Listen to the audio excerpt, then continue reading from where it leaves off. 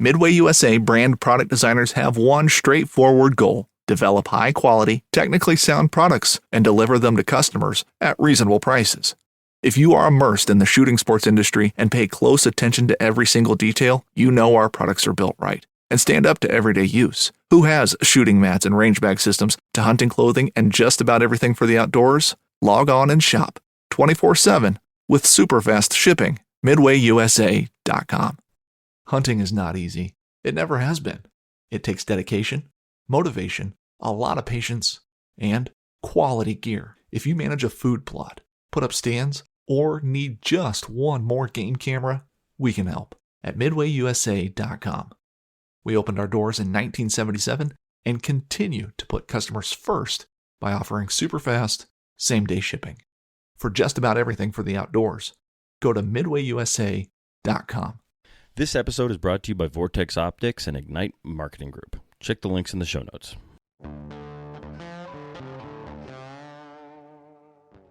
Howdy, folks, and welcome to the Hunting Stories Podcast, The Hunter's Brief, your weekly roundup of the most intriguing stories from the world of hunting, wildlife, conservation, public lands, and ethics. I'm your host, Michael, and today we're covering the week of October 11th through the 17th, so grab your coffee or hit the road and let's dive in. We've got a packed show. We got Florida's controversial bear tag saga, a monster bull elk that just shattered the bow hunting record, new research showing deer rubs and scrapes glowing like highway reflectors, and big policy debates over genetically modified wildlife and off-road vehicles in our national parks. We'll also look at backyard deer hunts in Tennessee, poaching crackdowns in Rhode Island and Colorado, and promising conservation wins on the IUCN Red List, and much more. Stick around because it's all coming up right now.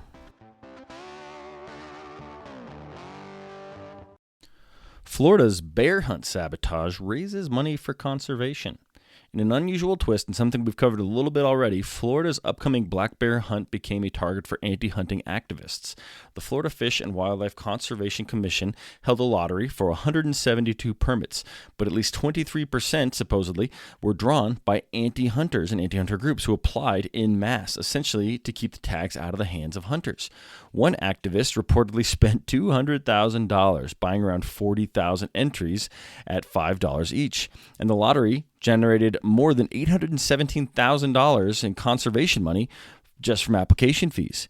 Permit winners still must pay $100 to $300 to claim the tags, meaning that tens of thousands more dollars will flow into the state conservation funds. So FWC says the money goes directly to wildlife management, and if many tags go unused, they'll either go into next year's quota or be redrawn this year. So as a hunter and a conservationist, I want to thank you, anti-hunters, for giving us so much money for conservation, knowing that those tags will go back into the cycle. So if you're planning a Florida bear hunt, stay tuned. Those or quote-unquote protest tags might end up back on the table.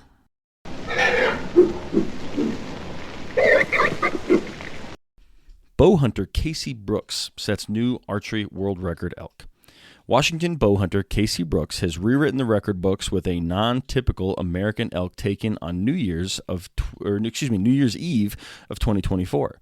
The joint panel of measures from Pope and Young and Boone and Crockett recently certified his bull at 478 2/8 inches. It's crazy. Surpassing the previous archery world record by 28 6/8 of an inch, and coming in about half an inch of the Boone and Crockett world record for any method of take. Brooks had pursued the giant bull in Catatis County, Washington for 2 years and arrowed it on the last legal day of the season. The panel's final score was slightly lower than the preliminary scores due to a G4 time measurement, but the difference did not diminish the feat. Bow hunters are celebrating the accomplishment as both a personal triumph and testament to North American thriving elk herds.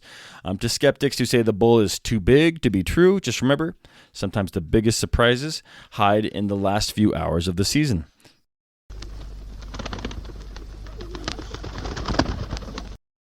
Backyard deer hunts come to suburban Tennessee.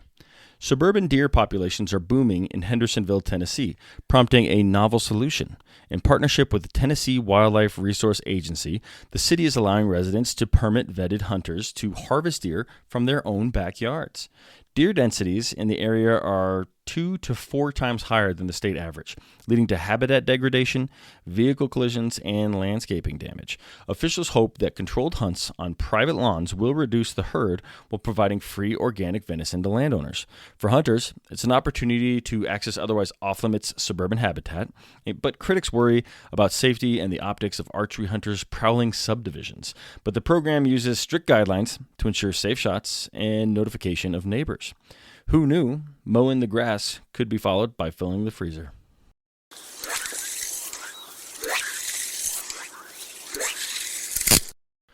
Tragedy in Idaho. A sheriff's lieutenant killed during deer hunt. A somber reminder of firearm safety comes from Idaho's Caribou-Targhee National Forest. Lieutenant Nathan Cass, a 25-year veteran of Riverside County Sheriff's Office in California, was accidentally shot by a hunting partner while preparing for a mule deer hunt. As a friend removed a rifle from its case, it discharged, hitting Cass in the thigh and severing his femoral artery. He died before paramedics could even arrive. Cass, 48, led his department's emergency response team and was known for his faith and dedication to community service. The tragedy underscores the importance of unloading firearms and pointing muzzles in a safe direction, even when a hunt hasn't started. Our condolences go out to the Cass family. As one commentator noted, treat every firearm as if it's loaded, because sometimes it just is.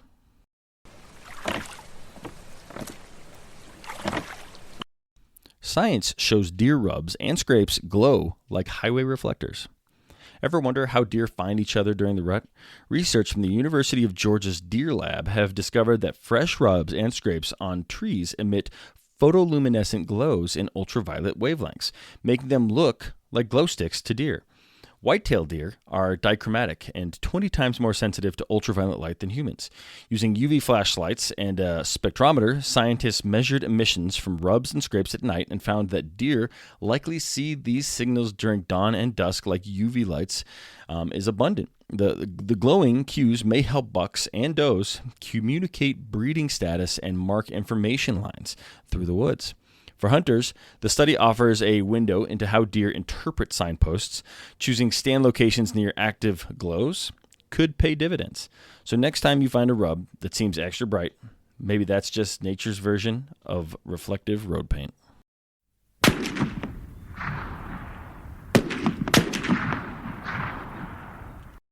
Massachusetts and California plan to join the IUCN. An historic move, Massachusetts and California announced intentions to join the International Union for Conservation of Nature, the first U.S. states to actually do so.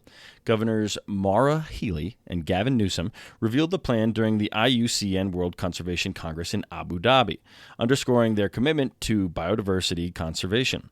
Members will allow state agencies to collaborate directly with global conservation experts and participate in developing international guidelines.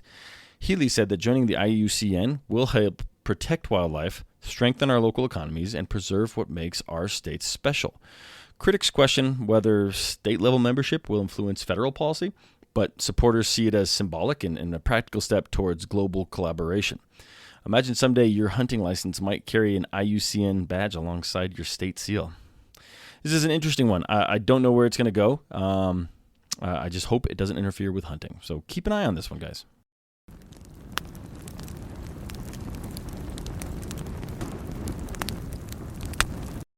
Florida protects 7,514-acre working ranch for wildlife corridor. Good news from Florida. The state expanded its wildlife corridor by securing a 7,514-acre conservation easement on the Kenansville Ranch in Osceola County. The easement allows the historic cattle ranch to stay in agricultural production while protecting habitat for rare species like the bald eagle, the eastern indigo snake, and Florida burrowing owl and red-cockaded woodpecker. Landowners must follow best management practices that safeguard water quality and preserve longleaf pine ecosystems. The project is part of Florida's Forever program, which has invested $3.8 billion since 2001 and can serve more than 1 million acres across the state. As DEP Secretary Alexis Lambert noted, conservation easements keep working lands productive while preserving landscapes. For hunters and anglers, this means healthier watersheds and more intact wildlife corridors. It's one easement where the cows and the cranes both get to graze happily ever after. Midway USA has a huge selection of rifle scopes, plus all the necessary scope rings, bases, mounts, and scope mounting tools to get you on target quickly. We've also got shotgun scopes, pistol scopes, red dot sights, and night vision and thermal imaging optics to serve a variety of different applications. Our offering of weapon lights and laser sights supports a variety of self-defense and target scenarios. Hunters and long-range shooters will appreciate our wide selection of binoculars, rangefinders, and spotting scopes from all of the top brands. For just about everything for shooting, shop MidwayUSA.com. Hey guys, this is Melissa Bachman. Are you ready to stop spooking deer before it's even time to hunt them? Then you need the new Flex S Dark cellular trail camera from SpyPoint. With a no-glow flash option, long-lasting solar power, and a ton of settings that can be changed anytime through the SpyPoint app, there are no more excuses for letting your deer get wise before the season even starts. So check it out for yourself and see why the SpyPoint Flex S Dark is the unstoppable and undetectable scouting tool you need for your next hunt. IUCN Red List updates. 20 species move away from extinction. Amid frequent reports of extinctions, there's some good news from the IUCN Red List. A review highlighted by ZME Science notes that 20 species were downlisted to lower threat categories in the latest Red List update. The success includes 12 bird species, such as Rodriguez warbler and the Rodriguez fati, whose populations on Mauritius Rodriguez Island rebounded from fewer than a dozen breeding pairs to tens of thousands, thanks to habitat restoration. The Guadalupe junco improved after feral goats were removed from its Mexican island habitat, and 2 sea snails and several fish species, including the Shark Bay bandicoot and Roman sea bream, were also reclassified to lower threat levels. These stories show that targeted conservation efforts can bring species back from the brink. As one scientist quipped, sometimes the comeback kid isn't an athlete, it's a small warbler from a big fan club.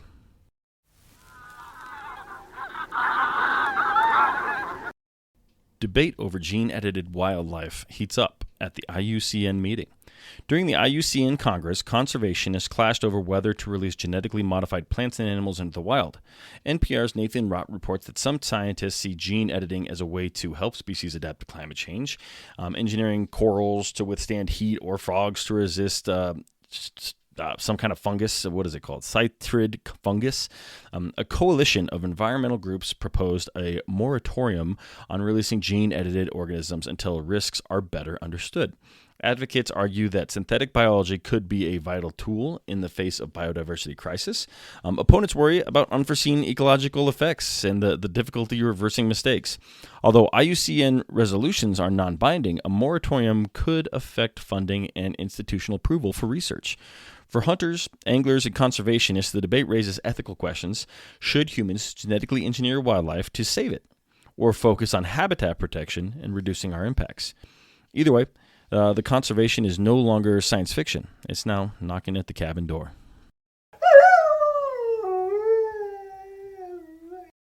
Rhode Island cracks down on deer poaching.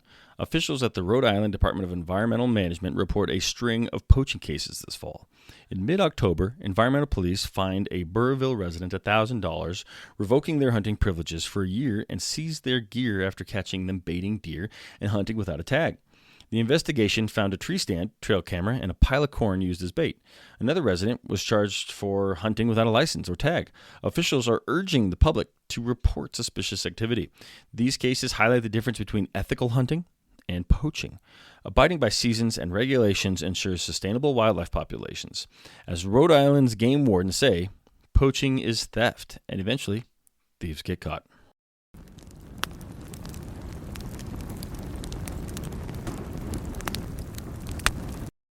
More on the poaching front in Colorado, the Great Sand Dunes seeks tips on more elk poaching. The National Park Service is investigating a suspected elk poaching incident at the Great Sand Dunes National Preserve in southern Colorado. According to Rocky Mountain Elk Foundation alert, the poaching occurred roughly around September 9th to 10th, and invoked a dark-colored ram pickup and a 6-foot Caucasian male carrying a compound bow and 2 elk antlers.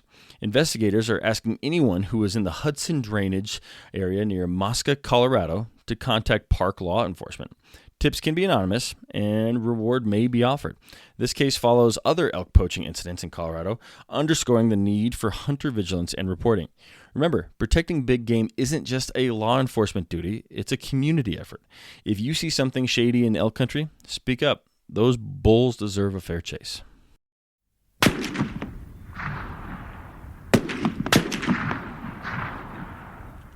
We've talked about this one before, and I have a feeling we'll bring it up again, but bills that are being proposed would open national parks to off-road vehicles.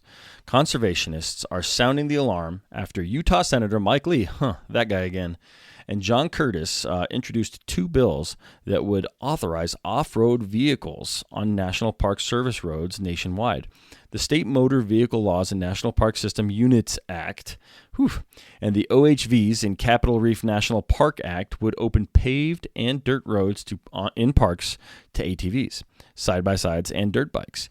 Groups like the Southern Utah Wilderness Alliance and National Park Conservation Association argue that ORVs would increase noise, dust, and damage to a fragile landscape, degrading visitor experiences and wildlife habitat. Former Capitol Reef Superintendent Sue Fritzke notes that abundant ORV opportunities already exist on adjacent BLM and Forest Service lands.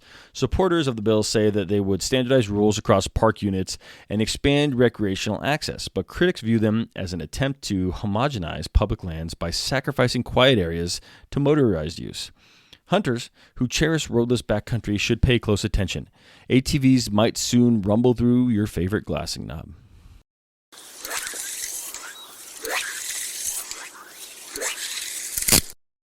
Government shutdown hurts public land workers and local economies.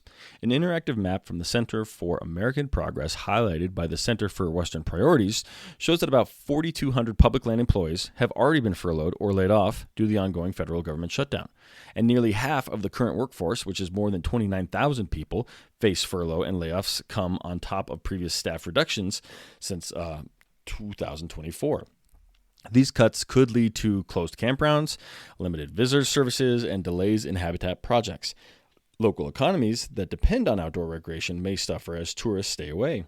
Advocates warn that chronically understaffed agencies can't adequately manage wildlife and recreation infrastructure. As one of the conservationists said, public lands can serve as common ground, but if only there are enough rangers to keep the gates open. Let's hope Congress gets its act together so we can all get back to hunting, fishing, and enjoying our national treasures.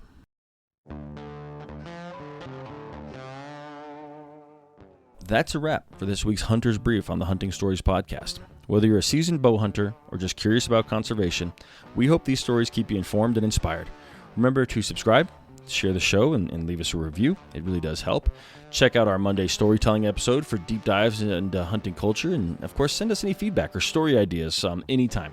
Until next week, stay safe, hunt ethically, and keep fighting for wildlife and public lands. Thanks for listening, and we'll see you on the trail.